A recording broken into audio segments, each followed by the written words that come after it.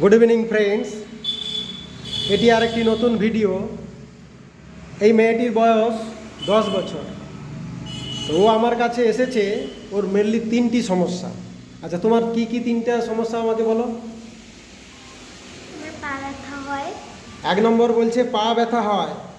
10 বছর বয়স, মেয়েটির পা ব্যথা, তার মানে এটাকে বলা হয় গ্রোয়িং পেইন। আচ্ছা, আর কিসের জন্য এসেছো, আর কি সমস্যা? আর এখানে একটা বের হয়েছে। এইখানটা একটা গ্ল্যান্ড ফুলে গেছে, এই যে সার্ভাইকাল লিম্ব গ্ল্যান্ড আছে, এই সার্ভাইকাল লিম্ব গ্ল্যান্ডটা ফুলে গেছে, ব্যথা করছে। এটা একটা দু নম্বর। আচ্ছা, 3 নম্বর আর একটা কি সমস্যা? আর একটা এখানে একটা বের হয়েছে। সেটা একটা ব্যথা। আর একটা একটা মাথার যন্ত্রণা হয়, এবং এই মাথার যন্ত্রণাটা কখন বাড়ে? সন্ধ্যের দিকে বাড়ে। তো এই সমস্যাগুলি নিয়ে মেয়েটি আমার কাছে এসেছে। হোমিওপ্যাথি ওষুধ দিতে গেলে আমাদের কেস টেকিং করে যে ওষুধ নির্বাচন করতে হয়। তো এই মেয়েটির কাছে আমি কি সিমটম সংগ্রহ করলাম এবং কি ওষুধ দিলাম। তো যারা আমার ভিডিওগুলি দেখে থাকেন বন্ধুরা, এর আগে অনেকগুলি কেস আমি দিয়েছি, আমার ইউটিউবে আপলোড করা আছে, যে সার্ভাইকাল লিম্ফ্যাডিনোপ্যাথির ক্ষেত্রে আমি বেশিরভাগ টিউবারকুলিনাম সিলেকশন করেছি, এবং সেই টিউবারকুলিনামে রুগী অনেক ভালো হয়ে গেছে। কিন্তু এই মেয়েটির কাছে আমি টিউবারকুলিনামের কোনো সিমটমস পাচ্ছি না।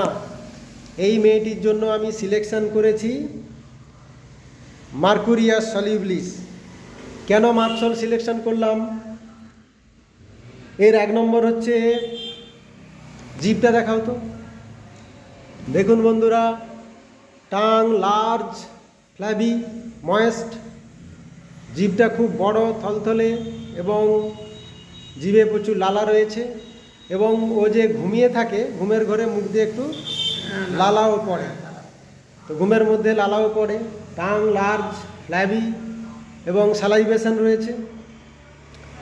এর প্রস্রাবে একটু গন্ধ হয় বলেছ, প্রস্রাবে একটু গন্ধ হয়। তো অফেন্সিভ ইউরিনেশন রয়েছে। আর মেয়েটি কথাবার্তা, খাওয়া দাওয়া সব একটু তাড়াহুড়ো করে, হারিনেস রয়েছে। আর কোথাও কেটে ছুঁড়ে গেলে সহজে শুকোতে চায় না, একটু শুকোতে দেরি হয়। খাবার দাবারের মধ্যে মেয়েটি মাংস পছন্দ করে। আর কি পছন্দ করো? মিষ্টিও পছন্দ করো, মিষ্টি পছন্দ করে। তো এই কয়েকটি সিমটমসের উপরে একে আমি এখন merc sol 0/1 once daily morning prescription করছি, এবং আশা করি এই ওষুধেই ওর রোগ সেরে যাবে, এবং এর ফলো আপ কেস আমরা অবশ্যই দেখব, কেমন থাকে দেখা যাবে। তো তুমি তো এর বাবা, তো তুমি ভিডিওটা করার পারমিশন দিয়েছো, সেই জন্য তোমাকে ধন্যবাদ।